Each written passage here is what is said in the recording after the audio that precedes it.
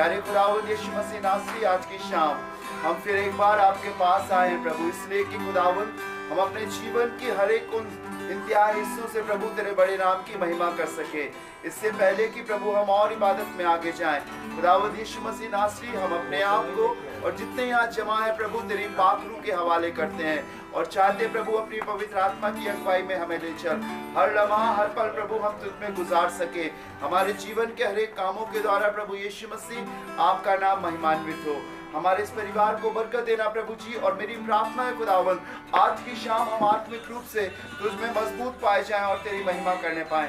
प्रभु यीशु हम सभी कुछ आपके हाथों में सौंपते हैं, सारा जलाल सारी महिमा आपको देते हैं, प्रभु यीशु के नाम से मांगते हैं, आमीन।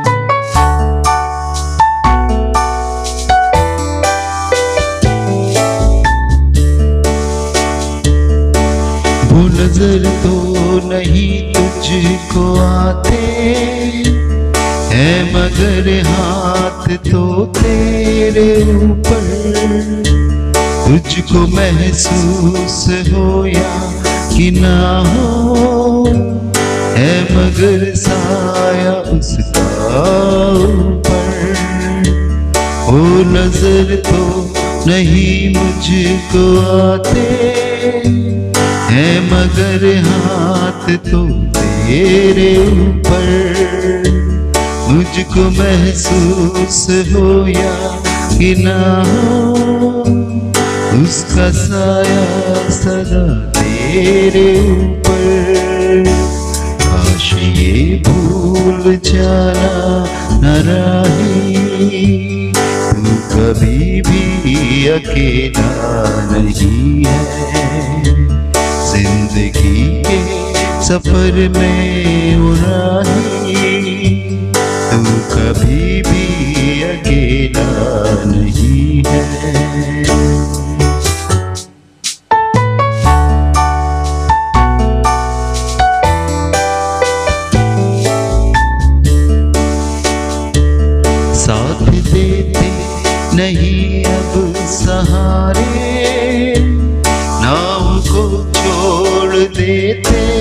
किनारे प्रभु यीशु ही सच्चा सहारा, पार केवल वही एक उतारे, मुश्किलों में वही काम आता, तू कभी भी अकेला नहीं है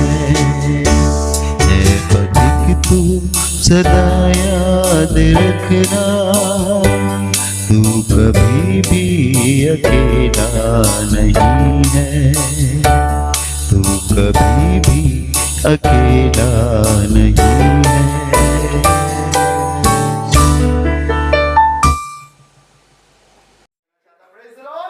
हालेलुया। आइए यीशु मसीह के लिए जोरदार तालियां बजाएंगे।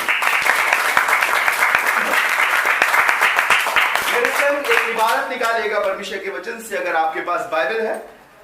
दूसरा पत्रस उसका 3रा अध्याय और उसका 9वां पद, 2 पीटर चैप्टर 3 वर्स 9। जिसे मिल जाए बुलंद आवाज में पढ़े ताकि सब लोग सुन सकें। प्रभु अपनी प्रतिज्ञा के विषय में देर नहीं करता, जैसी देर कुछ लोग समझते हैं, पर तुम्हारे विषय में धीरज धरता है। Very good. और नहीं चाहता कि कोई नष्ट हो, वरन ये कि सबको मन फिराव का अवसर मिले। Praise the Lord. परमेश्वर के वचन में लिखा है प्रभु अपनी प्रतिज्ञा के विषय में देर नहीं करता। एक सवाल हमारे जहन में आता है कि ये कब होगा, कैसे होगा। अभी तक तो हुआ नहीं, हमने सुना था, कैसे होगा। जब किसी काम के विषय में, किसी बात के विषय में जब देर होती है तो इंसान का ईमान, उसका विश्वास डमाडोल होने लगता है। लेकिन कई बार हम उस देरी के विषय को जान नहीं पाते। मनुष्य होने के कारण हमारी एक आदत है और हम लोग हर चीज को बहुत जल्दी, बहुत फटाक से, क्या कहते हैं ना बुजुर्ग, फटाक से हासिल करना मांगकर चाहते कि वो चीज हमें बहुत जल्दी से मिल जाए। लेकिन बहुत गौर से सुनिएगा, परमेश्वर के वचन में लिखा है कि प्रभु अपनी प्रतिज्ञा के विषय में देर नहीं करता, जैसी देर कितनी लोग समझते हैं, पर आगे लिखा है पर तुम्हारे विषय में धीरज धरता है। जब किसी काम में देरी होती है तो हम लोग सोचते हैं कि ये कब होगा, कैसे होगा, क्यों कर होगा। थोड़ी सी भूमिका बांध रहा हूं, ध्यान से सुनिएगा ताकि आप आगे खुदा के कलाम को बखूबी समझ सको। जब थोड़ा सा लेट होता है तो हमको ऐसे लगने लगता है कि पता नहीं परमेश्वर ने हमारी प्रार्थना सुनी कि नहीं सुनी, पता नहीं जवाब आएगा कि नहीं आएगा, पता नहीं ये लिखा है, ये मेरे लिए लिखा है कि और किसी के लिए लिखा हुआ है। बहुत सारी चीजें हमारे जहन में आती है और हम लोग सोचते हैं ये कब होगा, कैसे होगा, क्यों कर होगा। और बहुत जब देर होने लगती है तो हम बहुत निराश और निराश होते हैं कि लग रहा है कि नहीं होगा। लेकिन सुनिएगा आगे क्या लिखा हुआ है, कितने लोग समझते हैं, आगे बढ़िएगा। परंतु प्रभु का दिन चोर के, हाँ समझते हैं, उसके आगे लिखा हुआ है जैसी देर, कितने लोग समझते हैं उसी वर्ष को, पर तुम्हारे विषय में धीरज धरता है और नहीं चाहता कि कोई भी नष्ट हो या कोई भी नाश हो। शायद हम ये नहीं समझ पा रहे हैं कि परमेश्वर मेरे और आपके लिए धीरज धरता है। बाइबल बताती है कोई भी धर्मी नहीं, एक भी नहीं, सबने पाप किया और परमेश्वर की महिमा से रहित है। और लिखा है पाप की मजदूरी तो मृत्यु। सब कुछ तैयार है, ऐसा करोगे ऐसा मिलेगा, ऐसा करोगे ऐसा मिलेगा, ऐसा करोगे ऐसा मिलेगा, सब लिखा हुआ है। अगर आप मूसा की व्यवस्था उठाकर पढ़े तो लिखा हुआ है आंख के बदले आंख और दांत के बदले दांत। ये नियम था, परमेश्वर ने दिया था ये व्यवस्था। लेकिन आज गुनहगार गुनाह करता जा रहा, आज क्यों प्रतिफल नहीं मिल रहा है? उस समय तुरंत दंड दे दिया जाता था, लेकिन आज दंड क्यों नहीं मिल रहा है? मालूम है आपको, परमेश्वर के वचन में लिखा है, जैसा अभी बच्ची ने पढ़ा, कि पर तुम्हारे विषय में धीरज धरता है और नहीं चाहता कि कोई भी नाश हो, वरन ये कि सबको मन फिराव का अवसर मिले। सिर्फ परमेश्वर इसलिए इंतजार कर रहा है, जब दंड देने की बात आती है, जब व्यवस्था की बातें आती है, परमेश्वर के वचन में यह भी लिखा है इंसान जो कुछ बोएगा वो ही काटेगा। धोखा ना खाओ, परमेश्वर ठट्टों में नहीं उड़ाया जाता। लेकिन अगर वो इंतजार कर रहा है तो सिर्फ इसलिए इंतजार कर रहा है क्योंकि उसके पुत्र यीशु मसीह ने मेरे और आपके लिए अपने लहू को बहाया है। जब दंड देने की बात आती है तब यीशु मसीह परमेश्वर के सामने खड़ा हो जाता है और इस बात को कहता है कि थोड़ा सा रुक जा, शायद हो सकता है कि ये बदल जाए, शायद हो सकता है कि ये पश्चाताप कर ले, शायद हो सकता है कि ये फिर से आ जाए। प्रकाशित वाक्य की किताब में लिखा है कि दोष लगाने वाला रात दिन परमेश्वर के तख्त के सामने खड़े होकर खुदावंद के लोगों पर दोष लगाता है। और परमेश्वर के वचन में लिखा है यीशु मसीह रात दिन मेरे और आपके लिए पिता से विनती करता है कि अभी रुक जा, मैंने अपनी जान को दिया, मैंने अपने लहू को बहाया है, शायद ये आज पश्चाताप करके शायद ये वहां से मुड़कर मेरे पास आ जाए।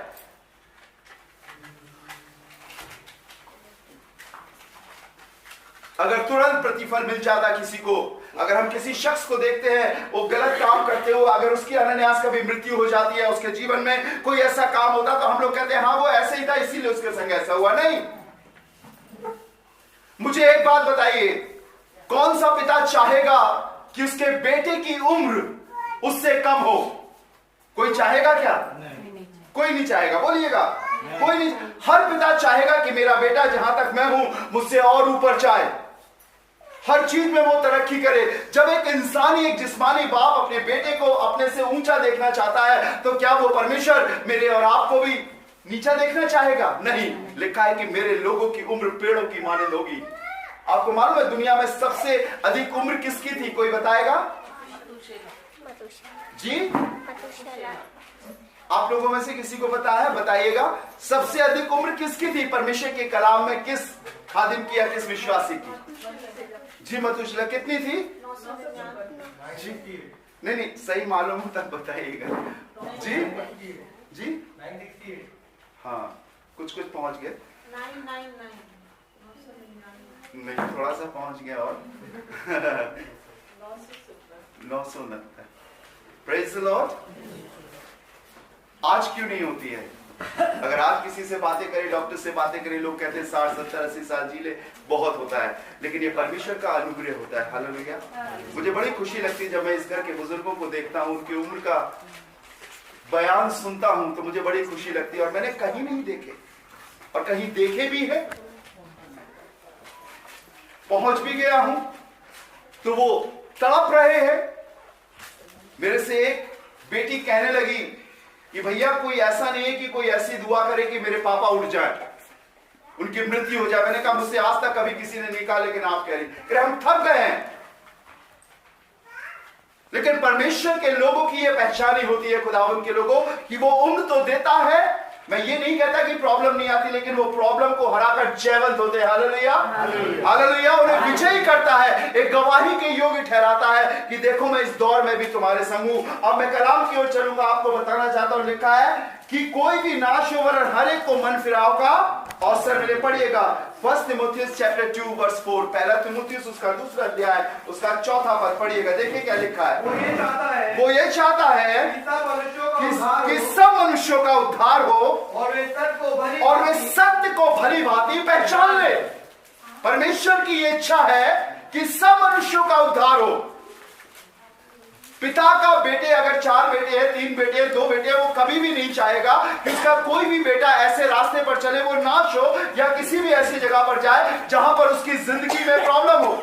लेकिन वो यही चाहेगा कि मेरे सारे बेटे अच्छे हो, मेरा एक एक जन अच्छा हो। वो परमेश्वर क्यों किसी को नाश करने के लिए बनाएगा? कभी नहीं। जब उसने बागे अदन को बनाया तो इस नियत से बनाया कि हर शाम वो अपने लोगों से अपनी बनाई हुई संरचना से मिलेगा, और हर शाम वो आया करता था, उनसे मिला करता था, आवाज दिया करता था, उन्हें पुकारा करता था, उनके संग संगति रखा करता था। लेकिन एक शाम कुछ बदल गया, एक शाम कुछ चेंज हो गया। इस शाम भी वो बड़ी अच्छी नियत, अच्छी इरादे से आया था, लेकिन इस बार जब उसने आवाज दी तो आवाज सामने से नहीं आई, आवाज पीछे से आई। मुझे ये बताइए, जब आदम ने या हवा ने फल खा लिया था तो क्या परमेश्वर को मालूम नहीं था? बताइए, मालूम था ना? लेकिन उसके बाद भी वो क्यों आया? बाप है, उसने बनाया है, वो हमारी सारी कमजोरियों को जानता है। अभी जैसे हमारे भैया ने पढ़ा, अक्षय ने पढ़ा कि वो चाहता है कि सबका उद्धार हो। मानो परमेश्वर उस शाम किस नियत से आया था? वो इस नियत से नहीं आया था क्योंकि कमियों को, उनकी घटियों को देखे उन्हें श्राप दे, लेकिन वो इस नियत से आया था परमेश्वर कि काश आदम हवा अपनी गलतियों को मान ले और पछताव करे और मैं उन्हें माफ करूं। लेकिन जैसे ही परमेश्वर ने उनसे पूछा, वो एक दूसरे पर दोष लगाने लगे। आदम ने हवा पर, हवा ने सांप पर, और सब श्रापित हो गए। लिखा है उनके कारण जिस जमीन पर आज हम अपने पांव को रखते हैं वो तक श्रापित हो गई। लिखा है कि परमेश्वर ने कहा कि तू मेहनत करेगा, सिर से लेके पैर की एड़ी तक पसीना बहाएगा और वो तेरे लिए ऊंट कटारे उगाएंगी। सब कुछ श्रापित हो गया, लेकिन वो चाह रहा था, उसकी ये इच्छा थी कि आदम और हवा अपने परमेश्वर से कहें कि प्रभु हमने तेरी आज्ञा को तोड़ दिया है, उल्लंघन कर दिया है, तू हमें क्षमा कर, मौका दे। पर मैं आपको बताना चाहता हूं परमेश्वर के लोगों, उन्होंने ऐसा नहीं किया। और इसीलिए बाइबल बताती है कि वो ये चाहता है कि सब मनुष्यों का उद्धार हो और वे सत्य को भली भांति पहचान लें। आज हमने परमेश्वर को जानने पर भी, परमेश्वर को पहचानने पर भी शायद हमने अपनी गलतियों को छिपाने के कारण हम परमेश्वर से बहुत दूर हो गए, बहुत दूर हो गए, बहुत दूर हो गए। लिखा है कि वो तुम्हारे नजदीक होने के बाद भी तुम्हें नजर नहीं आता, वो तुम्हारे पास होने के बाद भी तुम्हें नजर नहीं आता। वो पुकारता है लेकिन हमें उसकी आवाज सुनाई नहीं देती, क्योंकि इतना पाप है, इतना गुनाह है कि परमेश्वर हमारे पास होने के बाद भी हमें सुनाई नहीं देता, उसकी आवाज हमें सुनाई नहीं देती, ना वो हमें नजर आता है। बाइबल बताती है रोमन चैप्टर 2 वर्स 4, रोमियो की पत्री दूसरा अध्याय चौथा पद पढ़िएगा। रोमियो की पत्री दूसरा अध्याय तीसरा पद पढ़े, तीसरा पद। और हे मनुष्य, तू जो ऐसे ऐसे काम करने वालों पर दोष लगाता है और आप वे ही काम करता है, आप वे ही काम करता है, क्या ये समझता है कि तू परमेश्वर की दंड की आज्ञा से बच जाएगा? बच जाएगा। चौथा पद जी, क्या तू उसकी कृपा, क्या तू उसकी कृपा और सहनशीलता और सहनशीलता और धीरज रूपी धन को तुच्छ जानता है? अगर वो मुझ पर और आप पर कृपा कर रहा है, अगर वो सहनशील है, अगर वो धीरजवंत है, तो क्या मैं और आप ये सोच रहे हैं कि जो मैं और आप कर रहे हैं वो ठीक है? नहीं।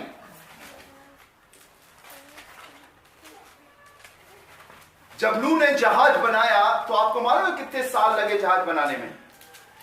कितने साल लगे जी?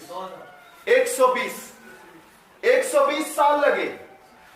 जब वो 120 साल तक उस जहाज को बना रहा था, मैं आपको बताना चाहता हूं 120 साल तक लोग उसका तमाशा बनाते रहे, लोग उसकी तौहीन करते रहे, बेइज्जती करते रहे। एक किताब में तो मैं ये तक पढ़ रहा था कि लोग ये कहने लगे कि बुढ़ा सटिया गया। लेकिन मुझे एक बात बहुत अच्छी लगती है कि दुनिया के लोगों ने विश्वास किया ना किया हो, लेकिन नूह और उसके बेटे और उसकी बहुओं ने विश्वास किया। और लगभग 120 साल तक वो उस जहाज को बनाता रहा, प्रचार करता रहा, मन फिराओ, परमेश्वर जल प्रलय से इस पृथ्वी को नाश कर देगा, सब कुछ मिटा देगा। और बाइबल के अनुसार खुदावंद के लोगों ने किसी ने विश्वास नहीं किया उस दिन तक। जिस दिन तक जल प्रलय आ गया किसी ने विश्वास नहीं किया। परमेश्वर के बताए हुए नियम के अनुसार नूह और उसका परिवार और सारे जानवरों के जोड़े उसमें चले गए। परमेश्वर ने दरवाजा बंद कर दिया। उस समय तक लोगों को विश्वास नहीं हुआ था, क्योंकि दंड मिल ही नहीं रहा था। लिखा उस समय भी शादी ब्याह होती थी, उस समय भी मकान बनते थे, जश्न बनते थे, लोगों को मालूम ही नहीं चल रहा था। लेकिन जिस समय जल प्रलय पृथ्वी पर आया, चीखें और पुकारें लगने लगी। आप देख रहे हो दुनिया में बहुत सारे चिन्ह दिखाई दे रहे हैं, जिसके मुंह से जाकर सुनो, कानों में आवाज आती है, कोई हॉस्पिटल में एडमिट हो गया, खांसी आ गई, थोड़ा हाई फीवर हो गया, तो कौन सी बीमारी हो गई? मुझे नहीं मालूम, आप ही बोल रहे हो। लोग बीमार हैं। ये सब कुछ अनहोना नहीं, ये सब लिखा है, बाइबल में लिखा हुआ है खुदावंद के लोगों। और अगर आज हमें नहीं हुआ है तो हम मालूम क्या सोच रहे हैं? मालूम क्या सोच रहे हैं? मालूम इतना अंधविश्वास में हम जी रहे हैं। हम ये सोच रहे हैं कि हम बड़े अच्छे हैं। नहीं, ये सिर्फ इसलिए है कि हम पर खुदावंद का अनुग्रह है, उसका फजल है, इसीलिए हम बचे हैं। ईरान के विषय में सुन रहे, हर रोज 350 के ऊपर लोग मर रहे। इटली हाहाकार मचा हुआ, लोग परेशान हैं, लोग दिक्कतों में, क्या हो रहा है। पर मैं आपको बताना चाहता हूं, आज भी लोगों को यह विश्वास नहीं हो रहा कि मेरे और आपका यीशु मसीह जल्दी आने वाला है। लिखा हुआ है कि जैसे नूह के दिनों में लोगों को विश्वास नहीं था, पर आज अगर मैं और आप जीवित हैं तो उसका सबसे बड़ा कारण यह है कि परमेश्वर आज मेरे और आपको मन फिराव का अवसर दे रहा है। अपने मनों को फिरा ले, उसकी सहनशीलता, उसके धीरज रूपी धन को शायद आज मैं और आप तुझ जाने। पूरा पढ़िएगा, देखिए कितना अच्छा लिखा है, पढ़िएगा 2 अध्याय 4 पद रोमियो। क्या तू उसी की कृपा और सहनशीलता और धीरज रूपी धन को तुझ जानता है, और क्या ये नहीं समझता कि परमेश्वर की कृपा तुझे मन फिराव को सिखाती है।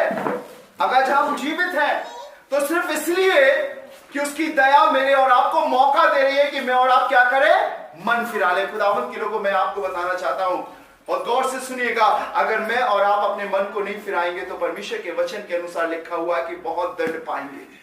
क्योंकि लिखा है सबके लिए, जो इंसान जैसा बोएगा वैसा काटेगा। संसारिक उम्र तो लंबी और कम हो सकती है, लेकिन एक उम्र ऐसी है जो खुदा के कलाम में लिखा हुआ है कि उसका कभी अंत नहीं है, जिसके लिए लिखा है अनंत जीवन या अनंत नरक। हम किस ओर अपने आप को बढ़ा रहे हैं, हम किस चीज पर विश्वास कर रहे हैं। अगर आज आप अपने पिता को बुलाते हो, आप अपनी माँ को बुलाते हो, आप अपने बेटे अपनी बेटी को बुलाते हो, अगर वो आपको आवाज ना दे तो आपको बड़ा बुरा लगता है। आप कहते हो मैं इतनी देर से बुला रही हूं या बुला रहा हूं, तुम जवाब क्यों नहीं दे रहे हो। क्या आपके पास परमेश्वर की आवाज आती है? क्या आपको महसूस होता है कि वो आप उससे गुफ्तगू कर रहे हैं? ये कैसा रिश्ता है? शायद हम ये सोच रहे हैं कि दुआ हो गई और आज मैं भला चंगा हूं तो इसका मतलब परमेश्वर हमारे साथ है। नहीं, बिल्कुल भी नहीं। अगर परमेश्वर हमारे साथ है तो वो दिखेगा, नजर आएगा, वो मेरे और आपको हिम्मत देगा, मेरे और आपकी रहनुमाई करेगा। हेलो अक्षय भैया, प्रेज द लॉर्ड। जवाब दिया ना मोनू भैया, प्रेज द लॉर्ड। देखिए मोनू ने जवाब दिया है, परमेश्वर वो जीवित है, वो आज भी पूछ रहा है मेरे और आपसे। क्या मैं और आप ये जवाब दे रहे हैं कि मैं खुदावंद हाजिर हूं तेरे लिए, प्रभु मैंने अपने पापों से पछतावा किया, प्रभु मैंने अपना जीवन तुझे दिया। उस रात जब वो सो रहा था, बाइबल में लिखा 3 बार परमेश्वर ने उसे पुकारा और तीनों बार उसने परमेश्वर को जवाब दिया। वो दौड़कर अपने आका एली के पास पहुंचा, उसने उसे बताया कि तू ऐसा करना। दूसरी बार फिर पहुंचा, लेकिन तीसरी बार उसने कहा कि अब की बार जब आवाज आए तो तू अपने खुदावंद से कहना, कह तेरा बंदा सुनता है। हालेलुया, कह तेरा दास सुनता है। और उस रात जब परमेश्वर ने उसे पुकारा तो परमेश्वर से उसने कहा, कह तेरा दास सुनता है। वो जिसकी उम्र बहुत ज्यादा हो गई थी, खुदावंद उस पर नाजिल नहीं हुआ, लेकिन उसने सहमत से अपनी बातें कही। मालूम क्यों? क्योंकि आज भी वो अपने लोगों को बताना चाहता है, सुनाना चाहता है, सिखाना चाहता है। क्या मैं और आप सुन रहे हैं या नहीं?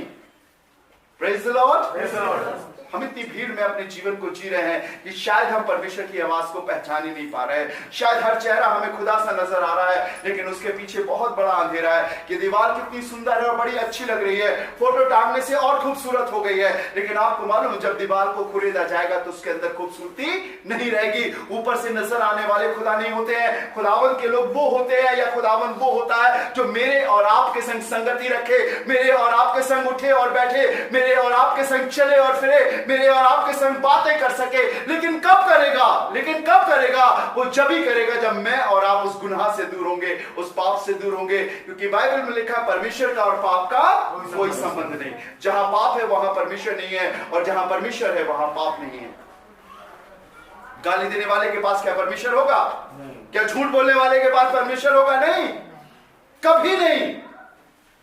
अब अभी यहाँ पर अंधेरा लाने के लिए आपको इन्विटेशन नहीं देना पड़ेगा, सिर्फ स्विच ऑफ कर दीजिए, अंधेरा अपने आप आ जाएगा। और जैसे ऑन करेंगे वैसे अंधेरा चला जाएगा। जैसे खुदावन यीशु मसीह मेरे और आपके जीवन में आएगा, मेरे और आपको सब कुछ सामने नजर आने लगेगा, मेरे और आपको महसूस होगा, एहसास दिलाएगा। जब मैं गाड़ी पे बैठता हूं तो मुझे ऐसा लगता है कि मेरे संग कोई बैठा है। मैंने कहा प्रभु तू आ गया, क्या बात है, कैसी बात है, क्या कहना चाहता बता मुझे। महसूस करता हूं उसकी सामर्थ को, और वो आपके संग भी रहेगा। प्रभु यीशु मसीह खेलने की चीज नहीं है, धोखा ना खाओ, परमेश्वर ठट्टों में नहीं उड़ाया जाता। इब्रानियों की किताब में लिखा है वो भस्म करने वाली आग है। शायद हमने उसकी कृपा, उसके अनुग्रह के द्वारा इस बात को समझ ही नहीं पाए हैं। जिस दिन पलटा लिया जाएगा उस दिन हाहाकार मच जाएगा, और उस समय तो लिखा है तुम्हारी कोई चाल काम में नहीं आएगी। जरूरत है कि हम अपने गुनाहों से पछताव करें और एक सच्चा जीवन जिए और कहें प्रभु से बता तेरी क्या मर्जी है। सिर्फ एक आयत पढ़कर हम जल्दी से खत्म करेंगे। अगर आपके पास है तो आप मेरे लिए निकालिएगा परमेश्वर के वचन से रोमियो की पत्री 3रा अध्याय, रोमियो की पत्री 3रा अध्याय उसका 25वां पद पढ़िएगा, 25th वर्स। उसे परमेश्वर ने उसके लहू के कारण, लिखा हुआ उसे परमेश्वर ने उसके लहू के कारण एक ऐसा प्रायश्चित ठहराया, एक ऐसा प्रायश्चित ठहराया जो विश्वास करने से कार्यकारी होता है, कार्यकारी होता है। एक ऐसा प्रायश्चित ठहराया, मालूम किसको? यीशु मसीह को, मेरे और आपके लिए। लिखा है जो कब कार्यकारी होता है, बोलिए जरा, फिर से पढ़िए, सुनिएगा गौर से जी। उसे परमेश्वर ने उसके लहू के कारण एक ऐसा प्रायश्चित ठहराया, एक ऐसा प्रायश्चित ठहराया, वो कुर्बान हो गया, उसने जान दे दी। एक प्रायश्चित का मेमना मेरे और आपके लिए कुर्बान हो गया। अब सुनिएगा आगे, हाँ, जो विश्वास करने से, अब मेरे और आपको उस पर विश्वास करना है कि यीशु मसीह तूने मेरे लिए जान दी है, तूने मेरे लिए लहू बहाया है। क्योंकि शास्त्र बताते हैं, वेद बताते हैं, कुरान शरीफ बताती है, जैनिस के ग्रंथ, गीता में भी लिखा है बिना लहू बहाए, बिना खून बहाए गुनाहों की माफी नहीं है। लिखा है बैलों के और जानवरों के लहू के द्वारा तुम्हारा छुटकारा नहीं हुआ। वो स्वयं परमेश्वर मेरे और आपके लिए कुर्बान हुआ, एक प्रायश्चित बन गया। अब जब हम उस पर विश्वास करेंगे, प्रभु मुझे अपने खून से धोकर साफ कर, तो सुनिएगा क्या लिखा हुआ है बाइबल में। और जो विश्वास करने से कार्यकारी, कार्यकारी रुका हुआ है। जो कोई विश्वास करेगा वो नाश ना होगा परंतु काम करेगा। आपको मालूम है खून बोलता है, खून में जान होती है। खून एक ऐसी चीज है जिसकी थोड़ी सी एक बूंद के द्वारा आप सारे एग्जामिन करके, सारे टेस्ट करके सारी रिपोर्ट निकाल सकते हैं। वो सोच रहा था कि मैंने अपने भाई को मारकर जमीन में दफन कर दिया है और किसी ने नहीं देखा। खुदावंत की आवाज आई, हे कैन, तेरा भाई हाबिल कहां है? उसके बाद जो शब्द नक्श है खुदा के कलाम में लिखा है, क्योंकि तेरे भाई का लहू जमीन से मेरी दुहाई दे रहा है। खून बोलता है।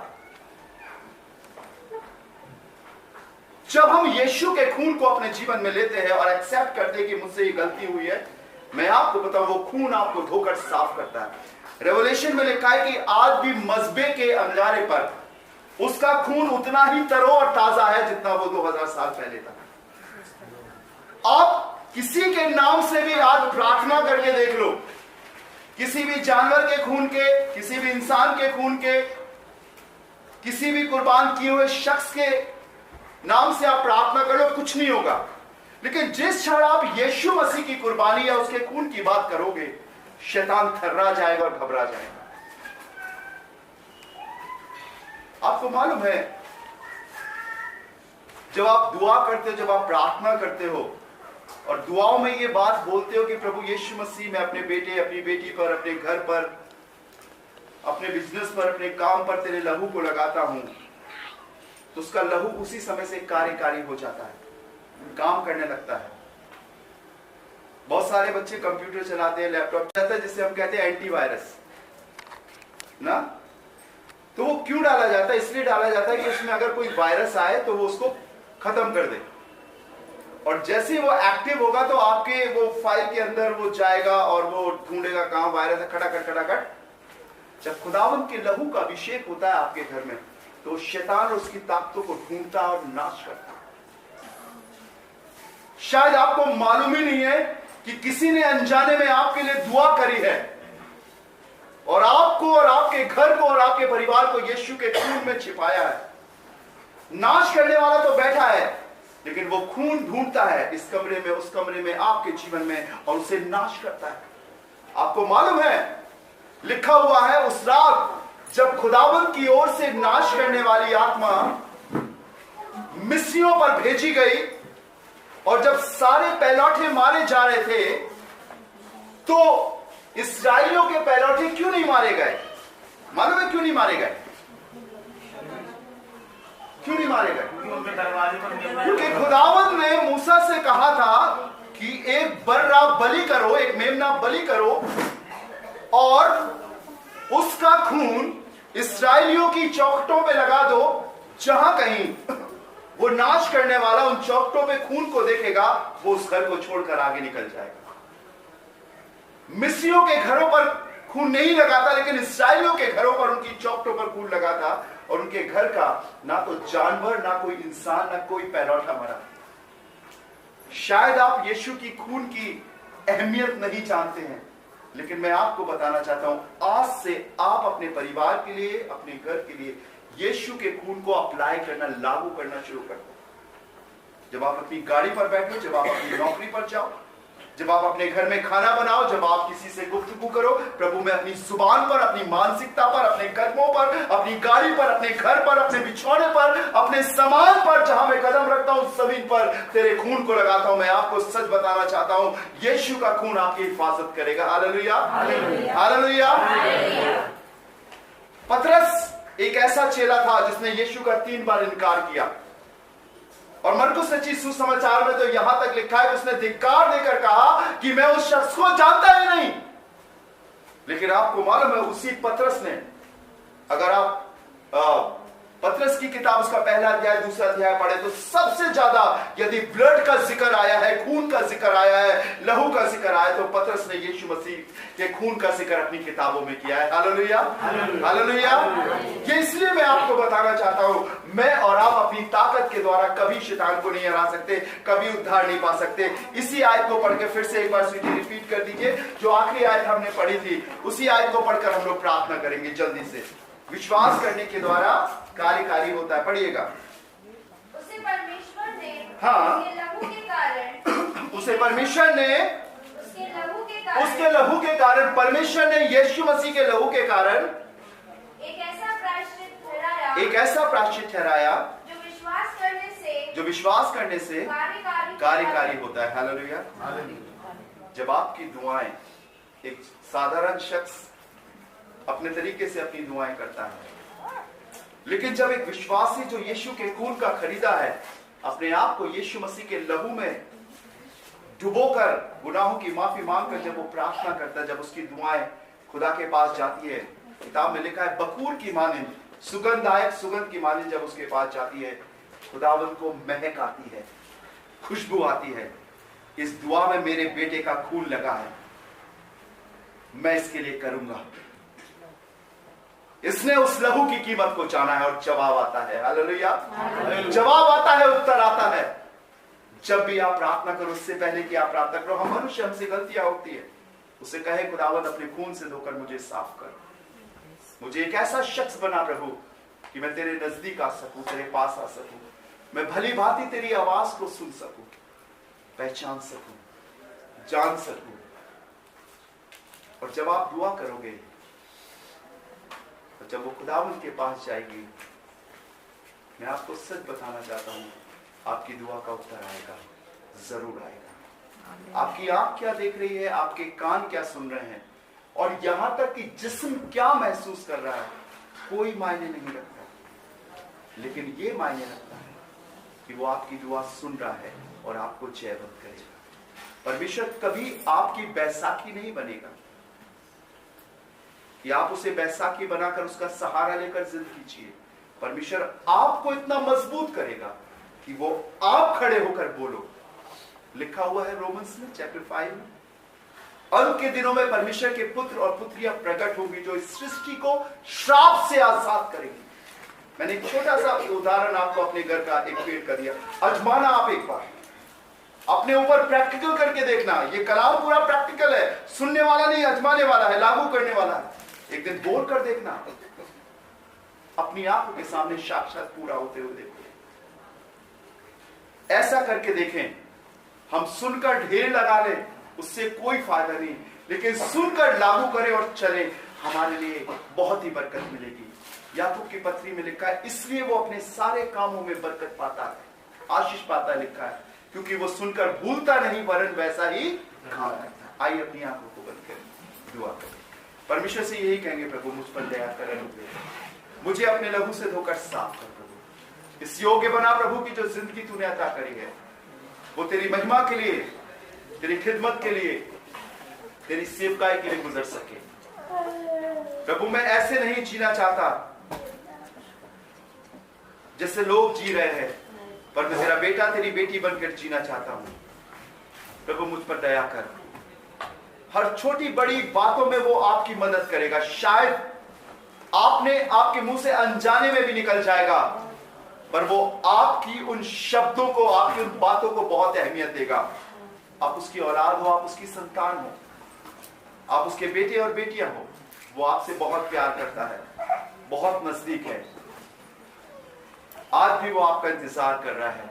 आप उससे कहें, प्रभु मुझे अपने खून से धोकर साफ कर, मेरी आदतों से मुझे आजाद कर, अपने नजदीक मुझे ले आ। लिखा है वो खुदा के घर में जाया करती थी, लेकिन खुदा से दूर थी। एक दिन यीशु ने उसे देखकर बुलाया और उस पर अपने हाथ को रखा, और लिखा है दुष्ट आत्मा तुरंत उसमें से निकल गया और वो सीधी खड़ी हो गई। इतने पास आ जाओ कि वो आप पर अपने हाथ को रख सके, रखना चाहता है। आपने दुआएं कराई हैं, आपने रिक्वेस्ट दी है, लेकिन आज जरूरत है कि खुदावंद अपने हाथ को रखे। लिखा हुआ है जैसे माता अपने बेटे पर तरस खाती है, वैसे मैं भी पर तरस खाऊंगा। वो आज भी आपको अपने सीने से बगलगीर करने के लिए तैयार है। दूरी मत बनाओ, यीशु मसीह के पास आ जाओ, वो सब कुछ आपके लिए पूरा करेगा। सिर्फ अपने आप को उसके हाथों में सौंप और कहें, प्रभु आज मुझे अपने खून से धोकर साफ कर। आपके काम हो रहे या ना हो रहे ये मत देखो, कौन उद्धार पा रहा है या नहीं पा रहा है ये मत देखो, किसका जीवन कैसा है ये मत देखो। मुझे आज उद्धार की जरूरत है प्रभु, तू मेरे जीवन में आ, तू मेरे पास आ प्रभु। मैं तेरी आवाज को सुनना चाहता हूं, मैं तेरे नजदीक आना चाहता हूं। प्रभु मुझ पर दया कर। कोई किसी को नहीं देखेगा, सब अपनी आंखों को बंद रखेंगे, अपने आप को प्रभु के हाथ में सौंपेंगे।